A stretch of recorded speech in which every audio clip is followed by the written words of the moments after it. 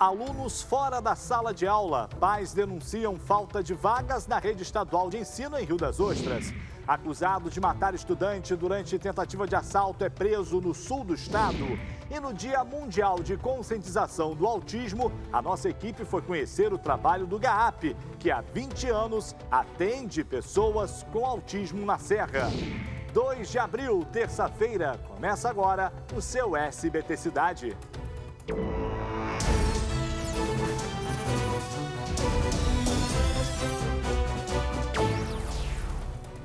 Olá, boa noite, bem-vindo, bem-vinda mais uma vez ao nosso jornal. Nós vamos até encontrarmos com o seu SBT Brasil, com os fatos que são destaque em todo o estado do Rio de Janeiro, principalmente no interior. A gente começa com essa notícia. Um policial militar e outros 3 homens que estavam negociando um fuzil usado por atiradores de elite foram presos em um shopping na zona oeste do Rio de Janeiro.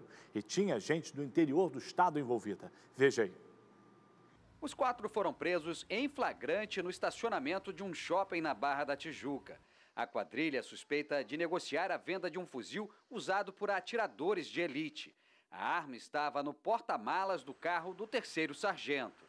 Nós montamos uma operação naquela localidade. Esse fuzil seria vendido por R$60 mil, utilizado realmente por atiradores de elite, snipers. Fábio Henrique Soares, de 39 anos, é lotado no 5º Batalhão, no centro do Rio. Ele está na Polícia Militar há 13 anos. O sargento vinha sendo monitorado há aproximadamente uma semana. Em depoimento, ele disse que fazia apenas o transporte do fuzil e que seria pago pelo serviço. Mas a polícia investiga se o PM é o verdadeiro dono da arma. O sargento trouxe o fuzil, acompanhado de uma pessoa, ele colocou um batedor na frente e existia um intermediário dessa negociação, que é um jovem que já foi preso por tráfico de drogas no município de Petrópolis, ele é de Petrópolis. Entre os presos estão Welker Iago Cruz Francisco, de 27 anos, Bruno Francisco Castro da Costa, de 33, e Tiago de Oliveira da Silva, de 35. O Welker já tem passagem pela polícia por tráfico de drogas. Esse traficante de Petrópolis estava funcionando como uma espécie de atravessador até o destinatário final. O que esperar da nossa nação, do nosso estado do Rio de Janeiro? A questão dos atiradores de elite já dá problemas em relação àquela corrupção antiga que existe na polícia do nosso estado. É assim a gente vai seguindo, né? A população sem a segurança necessária e instituições que deveriam dar o exemplo e proteger a população envolvidas com crime. 2 servidores da Receita Estadual e um despachante foram presos durante uma operação da Polícia Civil e do Ministério Público. Eles são acusados de cobrar propina para livrar empresários de multas e de pagamento de impostos, causando prejuízo de R$5 milhões aos cofres públicos. A reportagem é do Fábio Barreto, a gente vê agora. Obras de arte compradas para ocultar e lavar o dinheiro da propina. Uma dezena de relógios modelos Rolex que custam, em média, R$100 mil.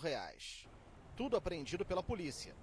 Fortunas guardadas dentro de um apartamento de luxo que tem da varanda esta vista, com parque aquático e muito conforto para o lazer dos moradores.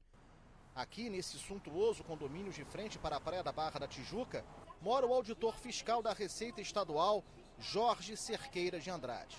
Ele é apontado de chefiar um esquema que cobrava propina funcionando dentro da Secretaria de Fazenda. Os policiais do Grupo de Atuação Especial de Repressão ao Crime Organizado entraram no condomínio às 6 horas da manhã. Uma equipe da Corregedoria Tributária de Fazenda também participou das investigações e acompanhou a polícia. De acordo com a denúncia, Jorge telefonava e convidava para uma conversa os empresários que se encontravam em situação irregular de ICMS e outros impostos perante a Fazenda Estadual. Os encontros sempre aconteciam na sede da Inspetoria Regional de Fiscalização de Bom Sucesso, na Zona Norte. Ao invés de cobrar os impostos desses empresários de uma grande região da Zona Norte da cidade, que deviam ao Estado, Jorge fazia o contrário, arquivava os processos, esquecia as dívidas, desde que os devedores, que seriam coagidos, pagassem a propina a ele e a mais pessoas envolvidas no esquema. A Justiça determinou o arresto dos imóveis dos criminosos e busca e apreensão de todos os bens. É o nosso país, é o que eu disse agora há pouco aqui, isso aí ressalta a minha posição. Quem tem dinheiro nesse país funciona desse jeito, meu amigo, é só ir lá pagar que você está livre de multa, você está livre de justiça, você está livre de cadeia. Olha aí, que situação. Intervalo, eu volto já com outras notícias, continue aqui com a gente.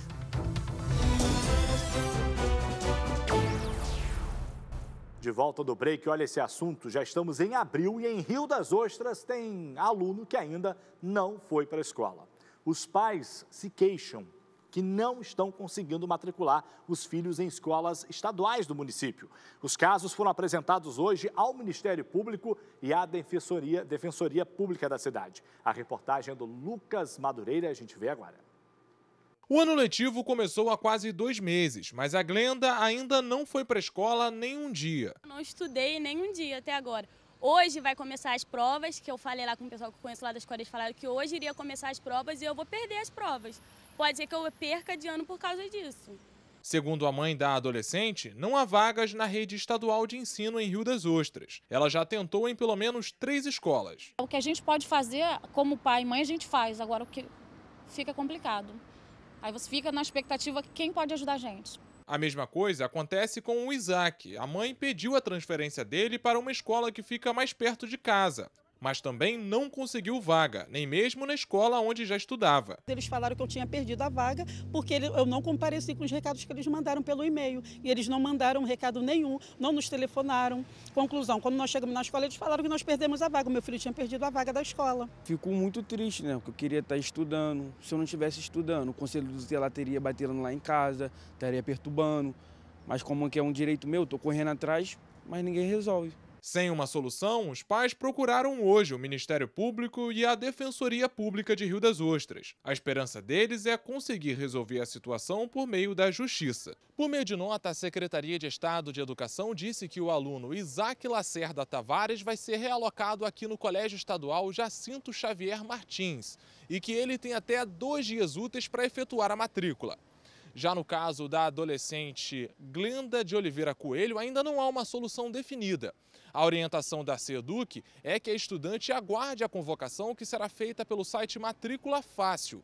Mas ainda não há uma previsão de quando essa convocação deva acontecer.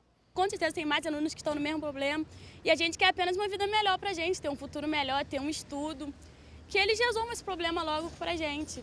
Olha, que bom que, segundo a Secretaria Estadual de Educação, o problema de um dos alunos ali foi resolvido, né? A vaga garantida no turno da noite para o aluno, beleza, mas os pais tiveram que tomar uma providência, irem à justiça para conseguirem os seus direitos. E agora tem outros alunos também na mesma situação. A gente espera que tudo seja resolvido, porque não dá para continuar assim, né?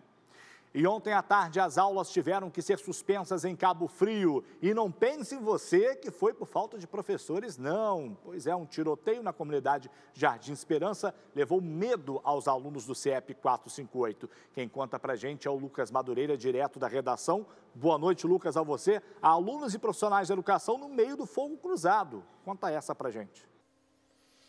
Pois é, Salutiel, isso mesmo. Boa noite para você, boa noite a todos. Os estudantes relataram aos pais que ouviram os tiros e tentaram se esconder nos corredores e nas salas de aula.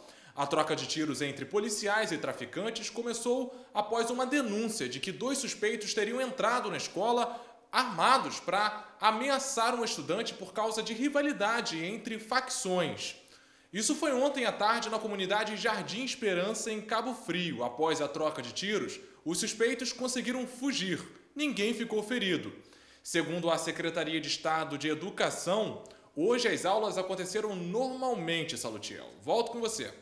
Lucas, quando falta vaga, falta segurança. Quando falta vaga, é segurança. É um problema isso, né? Obrigado aí pelas informações. Vamos dividir a tela. Em Nova Friburgo, um idoso de 68 anos foi preso por tentar estuprar a enteada de 12 anos. Os detalhes com a repórter Carolina Costa, direto da Serra. Boa noite, Carol. O que você traz pra gente sobre esse caso nojento? Boa noite, Salutiel. Boa noite também para você de casa. Bom, segundo a Polícia Civil, Salu, o suspeito é padrasto da menina. Ele foi preso no bairro Santo André, em Nova Friburgo. Quem acionou a Polícia Militar foi a mãe da criança. O acusado até tentou fugir, mas não conseguiu. Ainda de acordo com a polícia, ele já possui outras anotações criminais por estupro e tentativa de estupro. A vítima foi encaminhada para fazer um exame de corpo de delito no Instituto Médico Legal para confirmar o abuso. O resultado ainda não foi divulgado e o suspeito já foi transferido para uma unidade prisional no Rio de Janeiro. É com você, Salutiel. A gente precisa, né, Carol, de leis que defendam o cidadão de bem, defendam o cidadão de bem. E aí, nesse caso aí, é um idoso, aí vem o Estatuto do Idoso, pode defendê-lo de certa forma, mas é um idoso que está cometendo crime. Obrigado pelas informações, Carol. Coisa nojenta, né? 68 anos, meu amigo, abusando de uma criança de 12. O que você aprendeu nesses 68 anos de vida aí? Qual o teu passado aí? Por favor, né? Um carro ficou completamente destruído pelo fogo no final da tarde de ontem em Tamoios. Olha as imagens. Tamoios, que é um distrito lá de Cabo Frio. De acordo com o Corpo de Bombeiros, o veículo estava estacionado na Rua 6, na localidade de Aquários, quando o fogo começou. E aí, meu amigo, a situação foi aquela ali. As pessoas ficaram assustadas, o imóvel estava perto, olha aí nas imagens, praticamente quase foi atingido e não se sabe o motivo desse incêndio ainda bem que ninguém ficou ferido. Para essa informação, o acusado de ter matado um estudante em 2017 na cidade de Barra Mansa foi preso ontem na cidade. A gente volta então com a Carolina Costa, que tem os detalhes. Carol, você pode relembrar para a gente aí o que aconteceu sobre esse crime e explica como a polícia chegou a esse acusado. Então, Salu, o suspeito é acusado de assassinar o estudante de psicologia Caio César Alves Camargo, de 22 anos. A vítima foi baleada durante uma tentativa de assalto no centro de Barra Mansa em outubro de 2017. Ele estava foragido da justiça e só foi encontrado porque se envolveu em outro crime neste fim de semana. O acusado agrediu uma mulher com uma chave de rodas, também no centro de Barra Mansa. A vítima foi encaminhada para uma unidade de pronto atendimento que não divulgou o estado de saúde dela. Além do homicídio e dessa agressão no fim de semana, ele também é acusado de balear Breno Caneda, de 22 anos, que teve uma perfuração no intestino, mas se recuperou. O acusado responde agora por latrocínio, que é o roubo seguido de morte, e por agressão à mulher. De volta ao estúdio. Crime lá em 2017, né? Foi uma tentativa de assalto. E o cara é gente boa, hein? Que ficha, hein, Carol? O cara é gente boa, só fazia M, né? Tá preso aí. Ainda bem, valeu, obrigado. A gente vai dividir a tela porque a Polícia Civil continua à procura do homem que ameaçou a ex-companheira de agredir a sogra. Ele invadiu uma residência, fugiu com um filho de 2 anos, isso em Araruama. Direto da redação, Lucas, com a gente. Lucas, quais novidades você traz desse caso? Parece que ele fez contato aí com a ex-mulher, foi isso? Isso mesmo, Salutiel. Segundo a Luana, o ex-marido dela, Edivandro dos Santos, de 43 anos, fez contato com ela ontem e hoje por telefone. Na ligação, ele diz que está com a criança em Guarulhos, São Paulo, e afirma que só vai levar a criança de volta para casa se a Luana e o irmão dela retirarem as acusações que fizeram contra ele na delegacia. A gente lembra que Edivandro retirou o filho à força da mãe depois de uma discussão no final de semana, em Araruama. Ele invadiu a casa da sogra e, com um machado, destruiu parte da casa, além de ameaçar matar a ex-companheira. E a gente segue, Salutiel, acompanhando esse caso. Volto com você. Oh, meu Deus do céu, eu vou te contar uma coisa, hein? Tá aí, fez contato, agora vamos saber como é que vai terminar essa história aí, porque a agressão aconteceu, né? A agressão aconteceu, o cara quer que tira agora a denúncia, é isso? Em troca, entregar o filho, é isso que ele quer? Ah, por favor, né? E olha, em Petrópolis, moradores de uma servidão estão preocupados com o sedimento da via. O asfalto apresenta rachaduras e quem mora no local diz que a situação vem piorando a cada ano. E esse não é o único problema de lá não. Nossa equipe esteve por lá e traz agora as informações. Veja. Os buracos tomaram conta da servidão Pedro Vogel no Bingen. Por isso, segundo Rosane, o jeito é ter atenção redobrada na hora de descer a rua, para não cair de novo. Joseli também toma muitas precauções. Ainda mais difícil ainda porque eu tenho um problema de coração. Tenho que subir isso aqui praticamente em câmera lenta, por causa desses montes de buraco que tem aqui. Quando chove ainda fica pior ainda, por causa desses montes de buraco aqui, ó. Fica difícil de se locomover subindo aqui. Como se não bastasse, um muro da servidão ainda ameaça cair. De vez em quando vaza água e assim, está infiltrando no muro, o muro já está cedendo, daí a pouquinho nós vamos ficar sem o caminho, entendeu? E ninguém faz nada, e tá assim, ó, cada vez racha mais, não só nesse ponto, lá embaixo também tem, e alguém tem que fazer alguma coisa pela gente, porque ficar sem caminho é que não vai dar, né? O mato alto e a falta de manutenção dos encanamentos responsáveis por levar água até as casas também preocupam. Segundo os moradores, há cerca de 5 anos, esse trecho da rua cedeu depois de uma chuva forte. O lugar foi refeito, mas voltou a apresentar problemas. É possível observar que o asfalto já tem diversas fissuras e não está mais na altura da rua. Tudo por conta de constantes vazamentos de água. Fico preocupada porque as crianças brincam aqui na rua, os carros passam, como que a gente vai fazer? Tem várias pessoas idosas que sobem e descem, dependem da rua, vai fazer como se cair? A empresa responsável pela rede de abastecimento de água em Petrópolis informou que vai enviar uma equipe ao local para verificar os problemas. Você vai andando meio torto ali, né, que a gente viu que o negócio está cedendo. É preocupante, a gente precisa lá da Defesa Civil realmente fazer uma avaliação no local e saber o que realmente está acontecendo lá. A gente não pode ficar esperando aí, de repente isso termina numa tragédia, Deus me livre. Mais um intervalo, eu volto já com outras informações, siga aqui com a gente.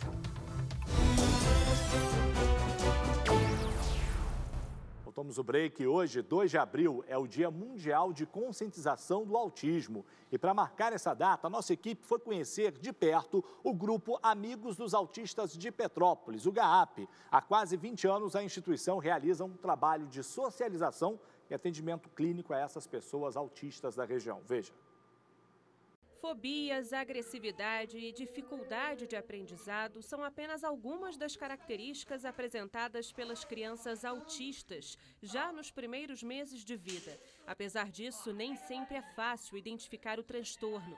Para Flávio, a falta de informação prejudicou o diagnóstico precoce do filho, que hoje tem 12 anos. A gente não tinha noção do que era um autismo, do que era uma criança especial. E no começo foi difícil, né? Foi doloroso, mas graças a Deus, quando a gente encontrou aqui o GAAP, aqui, as pessoas acolheram a gente, nos apoiaram, nos mostraram o caminho. Diante das dificuldades, a família decidiu se mudar e ir para a região serrana, onde é assistida pelo grupo Amigos dos Autistas de Petrópolis. Eu morava na Baixada, quando a gente percebeu isso e quando não tinha muito recurso, né, lá para tentar identificar algum problema dele.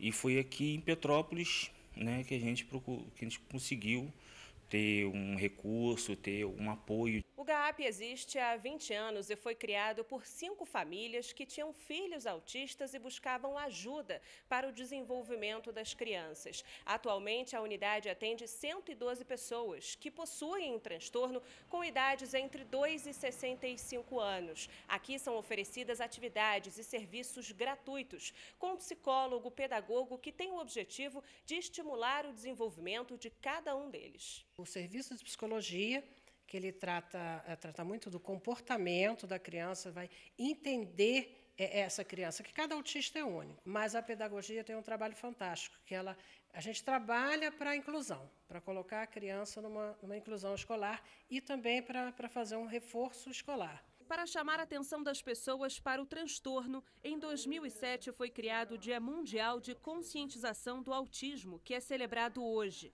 E para comemorar, o GAAP vai promover neste domingo uma caminhada na Avenida Barão do Rio Branco a partir das 9 horas da manhã e que deve reunir cerca de 150 pessoas atendidas e envolvidas com o grupo. A integração e o trabalho que se faz aqui, que é um trabalho multidisciplinar, o objetivo tem preparar essa criança para o mundo, fazer que essa diferença fique cada vez mais pequena, que ele saiba comportar-se, saiba